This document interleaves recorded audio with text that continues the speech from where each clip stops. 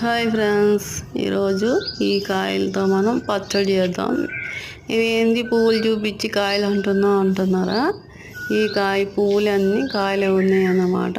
ఒక నెల తర్వాత చూస్తే ఈ పువ్వులన్నీ కాయలు అయిపోయినాయి. ఇవి రేలకాయలు. ఇవి పుల్లగా ఉసిరికాయల్లో టేస్ట్గా బాగున్నాయి. అయితే చెట్టు నిండా కాసినాయి, అసలు కాయలు లేకుండా.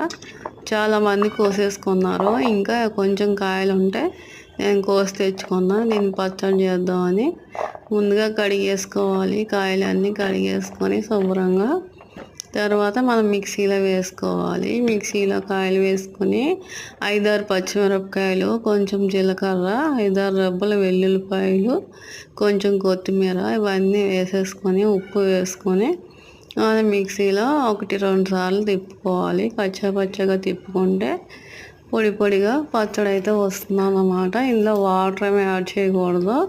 ఒట్టి పచ్చడి రుబ్బుకోవాలి. ఈ పచ్చడి మనకి 10 రోజులు ఉంటుందన్నమాట. నిల్వ ఉంటుంది పచ్చడి.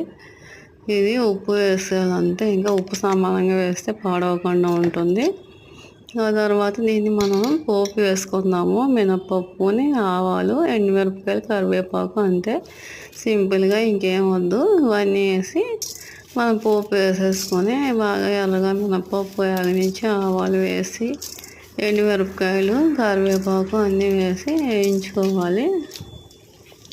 వేయించుకున్నాక ఈ పోపు అంతా పచ్చడిలో కలిపేసుకోవాలి. అంతే, మనకి పచ్చడి అంతా రెడీ అయిపోయింది.